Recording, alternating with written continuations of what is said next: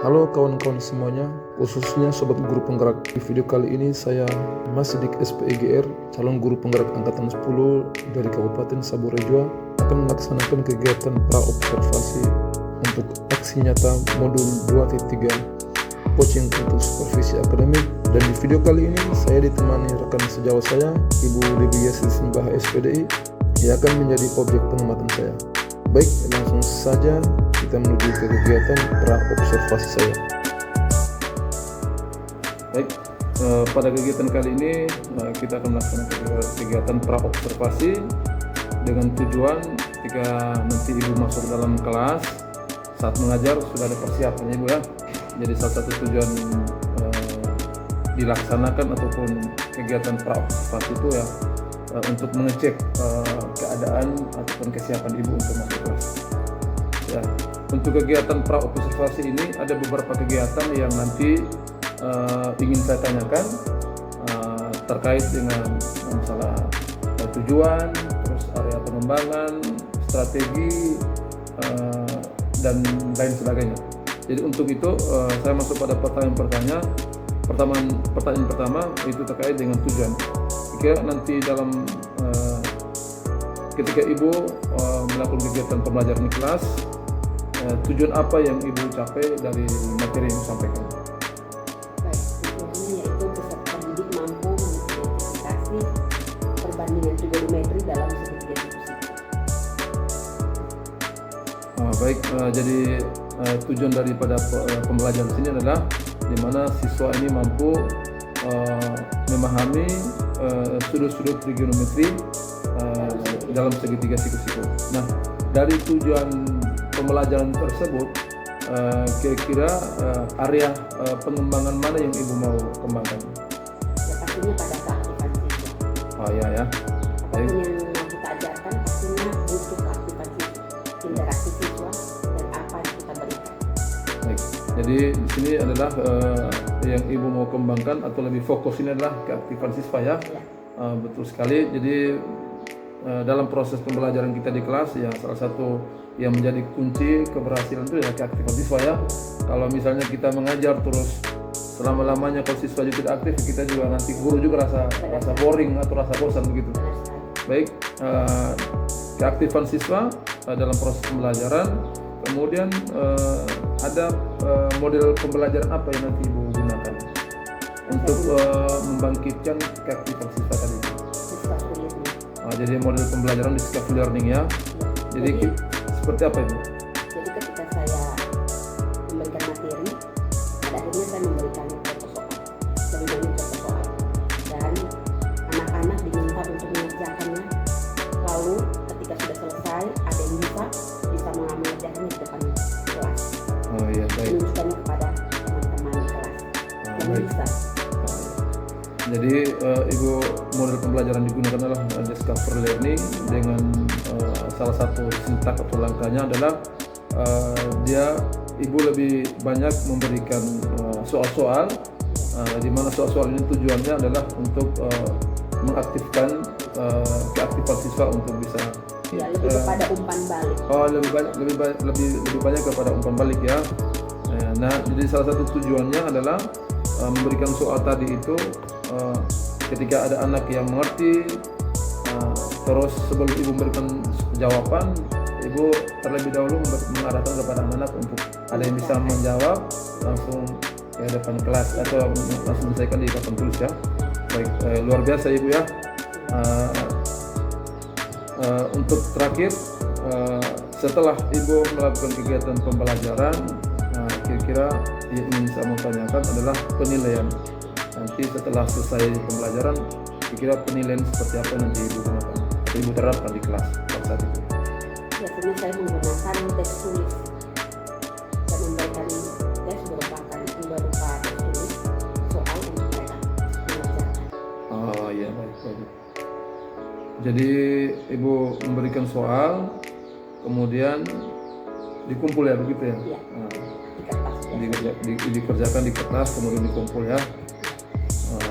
Ada lagi Bu selain tes tulis, observasi misalnya terkait dengan sikap perilaku itu dalam proses pembelajaran. Oh ya, Dan jadi nilai. oh iya ya. Jadi artinya penilaian di sini adalah secara tes tertulis ya, observasi ya. Jadi observasi itu Selama pada proses saat pembelajaran di situ ibu sudah menilai ya sikap attitude daripada anak-anak itu langsung dinilai memang. Saya kira nanti dalam proses observasi kelas ini rencananya kapan ini? Rencananya besok hari Jumat Di kelas berapa ya Bu? kelas 11 DKJ 1.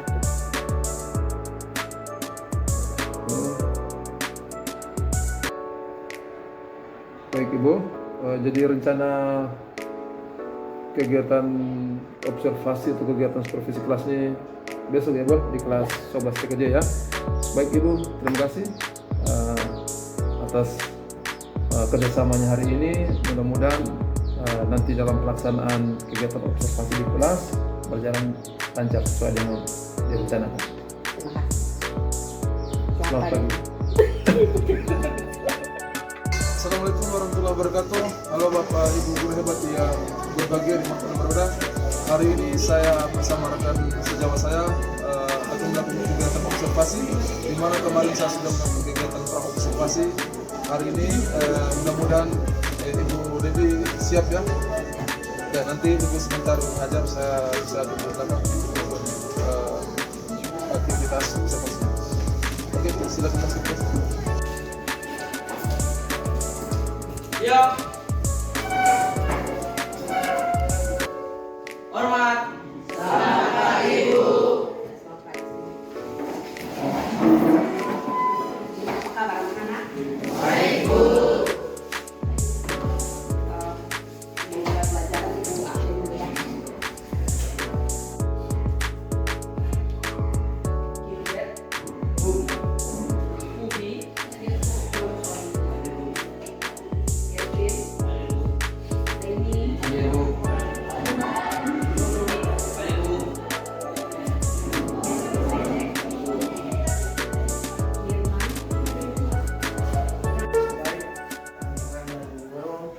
Sebelum kita melakukan aktivitas kita belajar mengajar, mari kita sepakat dengan doa dan izinkan saya membawakan doa saya dan ajar agama Kristen Protestan.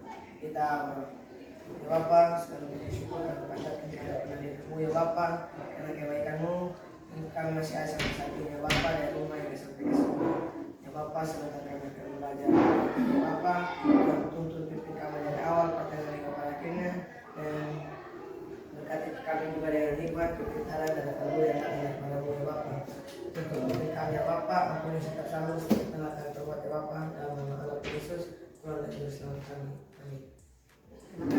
Yang 3 kali. Kalau ibu bilang SMK kalian tahu ya. SMK. Bisa. SMK. Hebat. SMK. Luar biasa. Kalian ceria, segar, semangat, tenang saja, tidak mengantuk, tidak lapar dan sebagainya ya.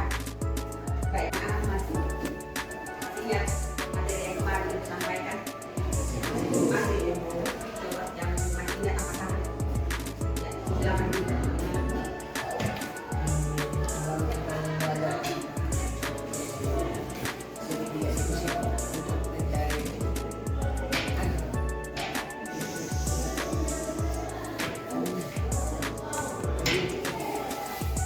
Ya, kita belajar.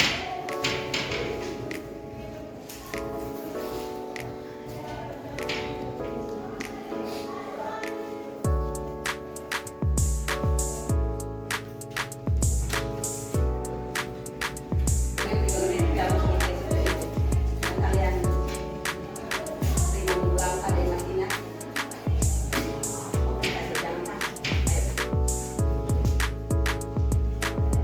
Ada berapa perbandingan suhu dalam kilometer anak-anak? Ada berapa? 3. Apa saja? Sin, kos, langit. Bisa bantu ibu gambar segitiganya kapan? Ya.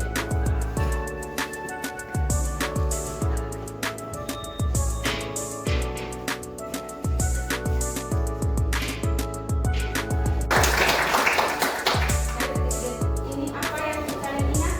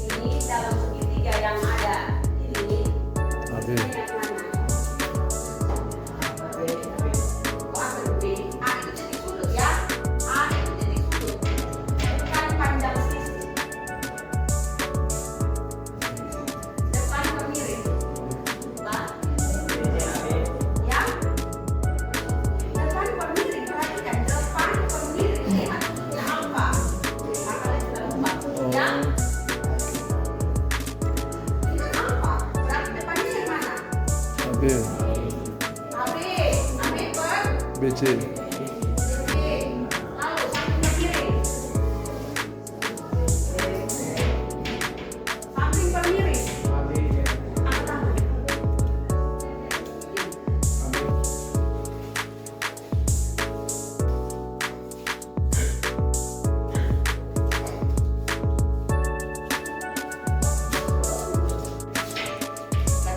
Soal ini kita akan belajar kalian mendiskusikan soal ini dalam kelompok. Silakan bagi kelompok tinggal balik kalian saja lalu kalian diskusikan soal ini.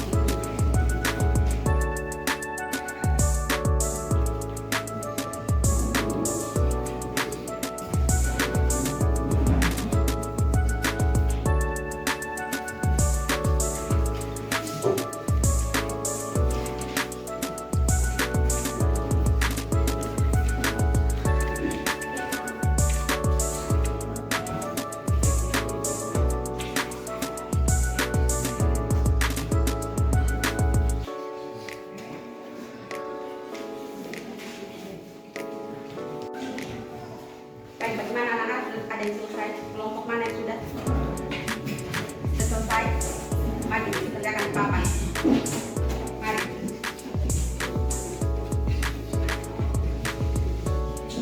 Saya Bu, jadi yang tadi teman saya kerjakan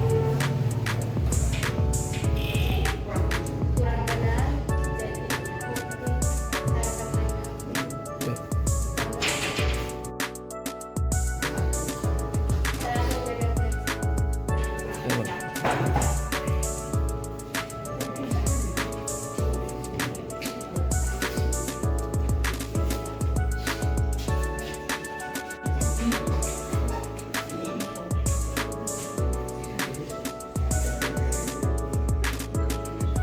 Tangan, yang penting kita letak.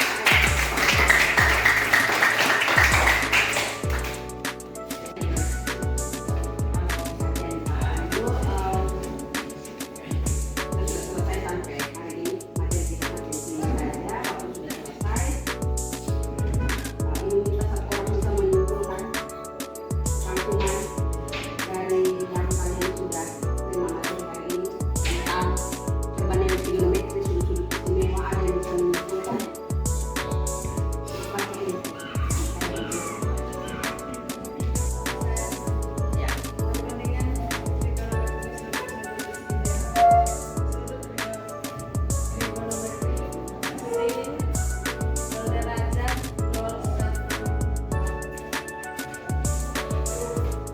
Silakan duduk. Sekarang buat teman kalian.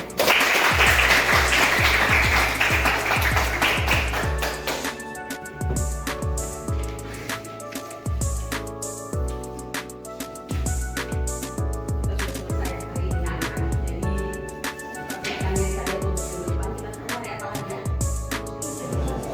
Kita ketemu lagi dengan materi yang baru nanti, yaitu perbandingan trigonometri sudut-sudut relasi. Sudut-sudut yang berhubungan berkaitan dengan sudut istimewa ini 0, 30, 45, 60, dan 90 di dalam satu putaran yaitu 360 derajat. Jadi minggu depan kita belajar itu ya anak-anak. Tolong persiapkan diri kalian untuk minggu depan. Itu saja. Baik anak-anak, sebelum berakhir itu mau main satu game untuk kalian agar tetap semangat. Gamesnya begini. Ketika ibu buang spidol ke atas, kalian mulai tepuk tangan. Kapan spidol itu ikut tangkap, stop. Satu, dua, tiga. Satu, dua, tiga. Kurang konsentrasi nih. Kurang konsentrasi. Sekali lagi ya. Satu, dua, tiga. Kita mulai dengan doa, kita akan akhir dengan doa. Tapi kalian berdoa benar untuk kalian ya. Silakan berdoa, berikan kesempatan. Selesai.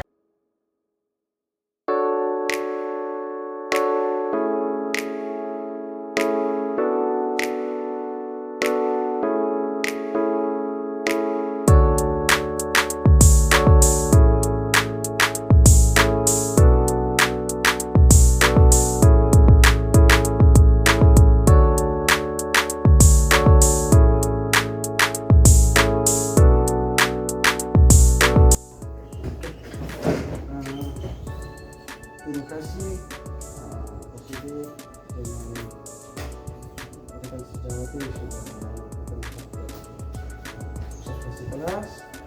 Nah, saat ini saya datang sebagai supervisi untuk melakukan supervisi terhadap kegiatan yang sudah berlangsung. Jadi nanti akan ada hal-hal yang ditanyakan oleh penggerak pada rekan sejawat berkaitan dengan pasca observasi.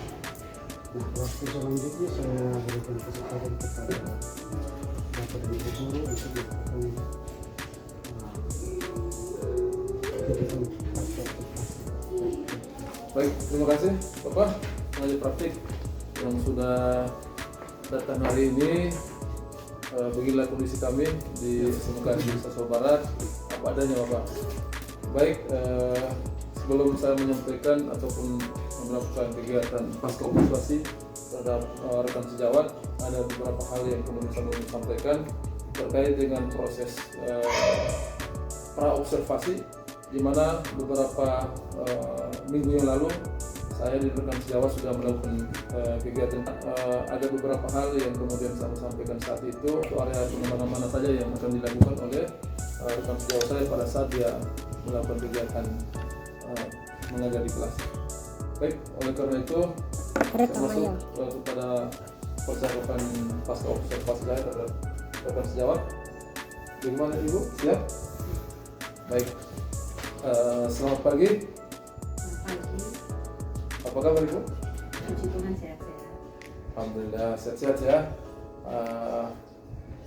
Bu, saya minta waktunya sedikit untuk melakukan kegiatan pasca observasi, di mana kemarin kita sudah melakukan dari tahap pra observan. Hari ini kita didampingi oleh pengajar praktik saya melakukan kegiatan pasca observasi, di mana ada di dalam pasca observasi ini saya akan bertanya terkait dengan kegiatan yang sudah dilakukan oleh Ibu pada saat proses pembelajaran kelas.